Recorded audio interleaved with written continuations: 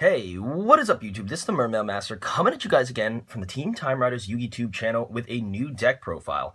Well, not technically new, but an updated deck profile. And this deck profile is going to be on my Earthbound Immortal deck. Now, last year I recorded and released a video on my Earthbound Immortal deck, and it became one of the most popular videos on our channel with over 10,000 views.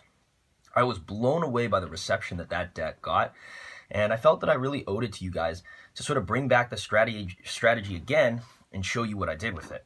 Now, I kind of got back into them recently because I was playing around with a couple of options with the cards. And as you guys remember from the last profile, the main focus of my Earthbound Immortal deck was, using things like Stygian Street Patrol and Dark Grepher to load up the graveyard and help push out tribute fodder to help you out alongside your Mausoleum of the Emperor. But with this version of Earthbound Immortals, I decided to take a completely different route and focus entirely upon the Immortals themselves. I think that's the most important part of this deck, is that this deck is bona fide 100% Earthbound Immortals. No outside engines, nothing distracting from it. This is Earthbound Immortals, pure, simple, and to the point. So guys, without further ado, I'm going to get into this deck profile and show you what makes it so special. So first off, you might be probably wondering why Wiracocha is up at the top. And this is kind of the first hint of what is to come. Now, a lot of Earthbound Immortal players hate playing Wiracocha. However, I actually very, very much enjoy the card in this build. Why? Because we're going spell and trap heavy in this build, which means you're going to have a lot of spell and traps. Some of them might be dead, some of them might be set, whatever. But either way, it gives Wiracocha a ton of fodder. So, to start out, let's get into that. So, we have one copy of Earthbound Immortal Wiracocha. Very different from its 5Ds effect, but in this deck, it actually is incredibly useful because you'll be using Earthbound Immortal Wiracocha's effect, which allows you to shuffle back any 3 cards on your side of the field back into the deck, I believe. It's either any 3 cards or any 3 spells and traps, but I believe it's any 3 cards. Yeah, like 3 cards you control into the deck. So you basically shuffle those cards back into the deck, and then you can discard any 3 cards from your opponent's hand to the graveyard, and this card will gain 1,000 attack points for each one you discard. So at only 100 attack points, you discard 3. Discard your opponent's hand, maybe even during the first turn, and Wiracocha goes up to 3,000. And this, of course, is sharing in all of the powers of the Earthbound Immortals, which share a commonality. All Earthbound Immortals can only be on the field under a field spell, so that's commonality number 1. They also cannot be attacked, and that's commonality number 2, and all Earthbound Immortals can attack your opponent's life points directly. So all 3 of those facts combine to make monsters like the Earthbound Immortals good. A 4th factor that I would like to mention as well is that all Earthbound Immortal monsters that you can only control 1 Earthbound Immortal monster on the field, which means as long as you got one of these guys out, you're pretty much only going to have him. So that's Wiracocha, very, very good in this deck right now, and much better than he was in my previous build, might I mention. So, here we go. So for the next card, we have one copy of Earthbound Immortal Kokapak Apu, or Susapak Apu. And this guy is basically the Flame Wingman or the Shining Flare Wingman of the deck. When you attack into your opponent's monster, you can activate his effect, and your opponent will take damage equal to the attack. And he's one of the 2 highest attack Earthbound Immortals in this deck at 3,000 attack. So that's going to be very, very good for you. So you can either choose to attack into your opponent if you want to destroy their monster, or you can attack directly if you don't really want to get rid of whatever they have on the field. So that's another option that you have with this guy. Very versatile and a good card to search out, especially if you need to get problematic cards off the field. So that's him. Next card we're running in this deck is 2 copies now. We've upped him from 1, 2 copies of the Whale, Earthbound Immortal Chaku Chalua. And Chaku Chalua As you guys know, 2900 beater, attacking directly, but the main reason that a lot of players really like Chaku Chalua is that if he's in defense mode, you can inflict half his defense points, so 1200 points of damage to your opponent, and they cannot conduct a battle phase. So really, really good card. One of the most versatile Earthbound Immortals for sure, and definitely one of the cards that you want to be searching and seeing at all points in the game. So that's Chaku Chalua. Next card we're running is a lot of people's favorite Earthbound Immortal, though I haven't been really having too much luck with it, and that is 2 copies of Earthbound Immortal Asilipiscu. And Asilipiscu is one of the lower attack Earthbound Immortals, but it packs a wallop because if it's removed from the field in any way but its own effect, so Earthbound Immortal's own effect states that if there's no field spell card, they're automatically destroyed.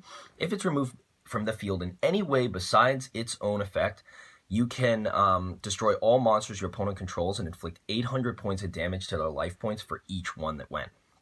So very, very good card. And a lot of players just like to get this out. You know, they could take it down with like a self-immolation. You can even run that stupid trap card that came out in Extreme Force. Oops. Pop your Asilipiscu on the field, and then pop your opponent's field and inflict 800 points of damage for each monster destroyed. Very, very good card.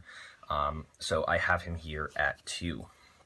Next card we're running in the deck is actually one, he's considered the worst Earthbound Immortal, but I've been having incredible luck with him, and that is 1 copy of Earthbound Immortal Kusulu.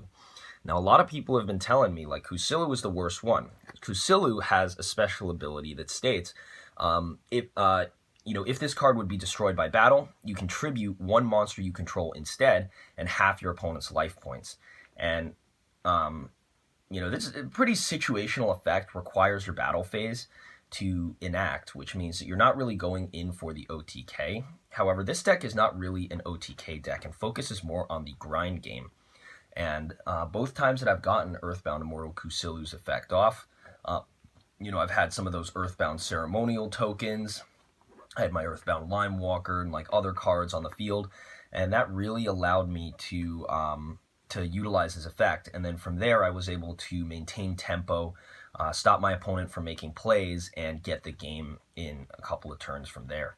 So excellent, excellent card, Earthbound Immortal Kusulu, and I highly recommend it if you're trying to run, an Earthbound deck. It's very, very surprising to me that, he's done a lot more for me than Asilipiscu has at this point in time, but, don't underestimate the monkey, because he can really put in some work for you. Next, we have Earthbound Immortal Uru. He's the last of the Earthbound Immortals I run here. I don't run the Lizard. More on that later, I guess. But, Earthbound Immortal Uru is basically you tribute a monster and then you can steal something that your opponent controls until the end phase. Which is, okay, but the real reason you got him in here is for that 3000 beat stick. Very, very good. Very, very strong kind of play there. So that is going to round it out for the Earthbound Immortals. We only have 1 last monster in this deck, of course, and that is the one and only Earthbound Limewalker. Limewalker is just kind of like the replacement for the field spells. You just pop them on the field. It's a very, very good card. I used to special summon him off of Stygian Street Patrol, but you can utilize this way as well. And he prevents your Earthbound Immortals from being destroyed by their own card effects. The only problem is his attack point is kind of low, so that's a little problem that you might be facing.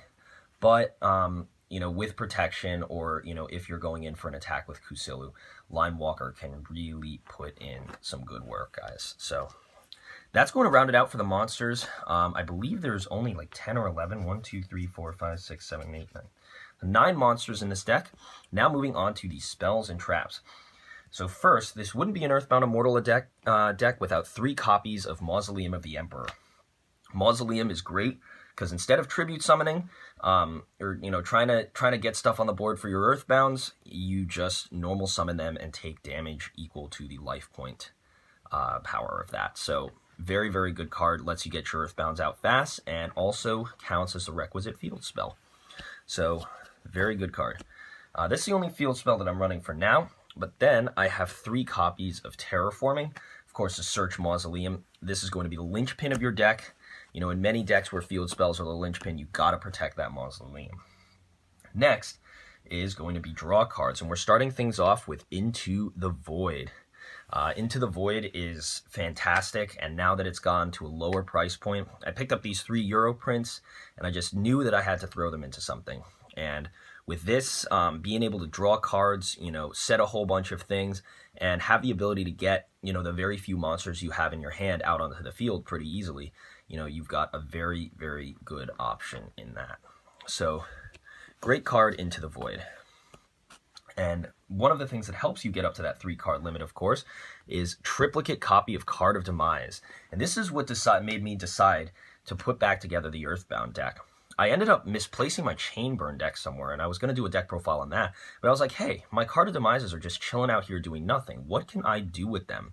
And then I realized Earthbound Immortals don't really have that summoning kind of, restriction where, they don't really have to be special summoned. So what if I took the deck in a different direction than trying to get out tribute fodder and went full on spell trap stun variant of the Earthbound Immortals while still keeping, their textbook trademark kind of way of being. So very, very cool. Card of Demise is fantastic, just lets you dig through your deck for so much stuff, and you'll never, ever, have any issue with its restriction of discarding cards. Combining it together with Into the Void, both of them make you discard your hand at the end of the turn. You can kind of build it up on the same way as activating double Reckless Greeds, where it just really works in your favor at getting you the stuff that you need. Next card we have in here, of course, because we're not really special summoning, is 3 copies of Pot of Duality. Dig through your deck, find whatever you need. An Earthbound, a field spell, lets you see the top 3 cards, which is more useful here than it is in a lot of other decks. Because certain things that you need to set up your plays, you need an Earthbound, you need a field, you need the Mausoleum, maybe you need like a spell or trap or something. This does a lot of digging and puts in so much more mileage in here than it would in other similar decks. Next card we're running, of course, since we don't have any heavy storms, we have 2 copies here of Earthbound Whirlwind. That's right, it's up from 1. And Earthbound Whirlwind has been a very, very amazing card over the past time, because when you control an Earthbound Immortal monster, you just Harpy Feather Duster your opponent's side of the field, which is insane for trying to set up for your plays, for making sure that you can get in an attack unharmed.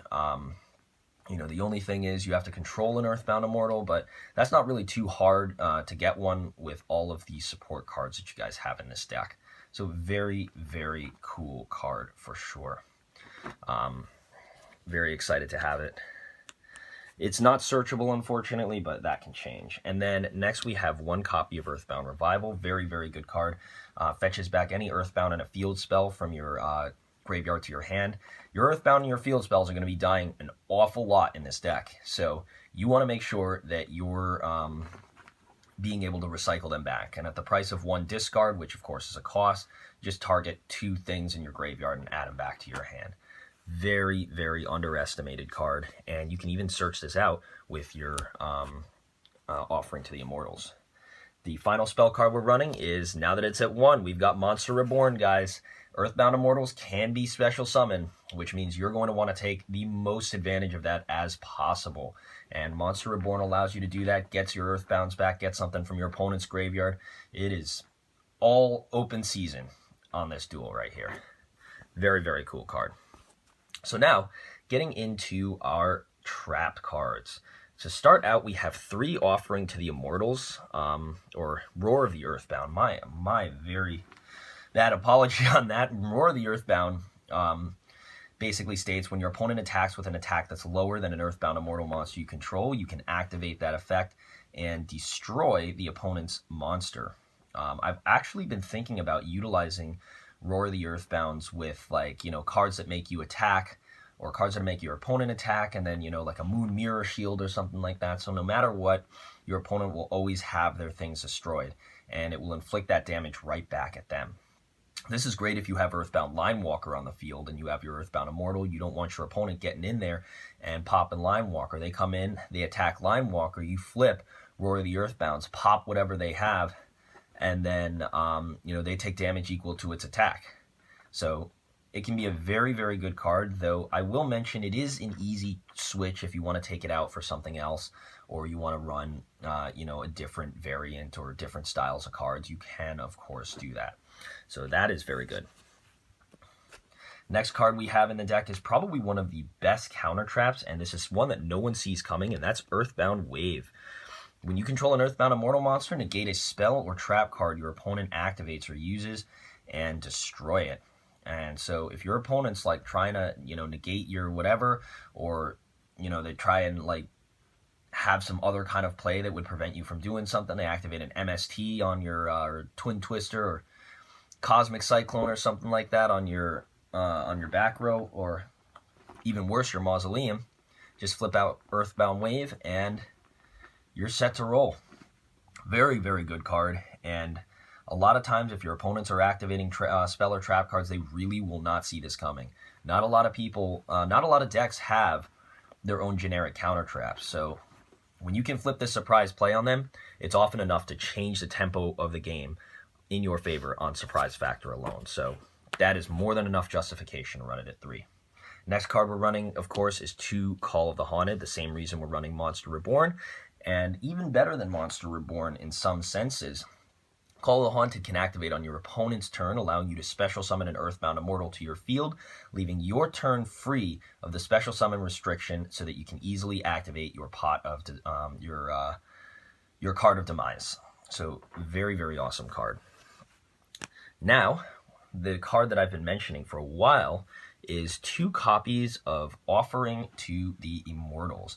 This is a really, really interesting card because it basically activates when your opponent declares their attack, and you negate that, and then you can special summon any two ceremonial tokens on your side of the field. And then after you do that, you can then add any Earthbound Immortal, Roar of the Earthbounds, which is that trap card with the lizard on it, or the Revival of the Earthbound, which is that spell card that I ran in singular, from your deck to your hand. So it really does everything. It's like, hey, here's an extra turn to do this, and let's get this done. And it can only be done when you have lower than 3,000 life points, which, believe it or not, is, you're going to be playing with life points a lot in this deck. So your life points will get down very, very low because you're going to be doing a lot of summoning off of your Mausoleum, and you'll be, paying life points left and right for this and that. And so it's very easy to get below 3,000, and that's where Offering to the Immortals comes in, and it gives you those extra tokens, things that you can use with Kusilu, help you switch the tempo of the game and make sure that you can get, your Earthbounds or get a field spell back or something like that.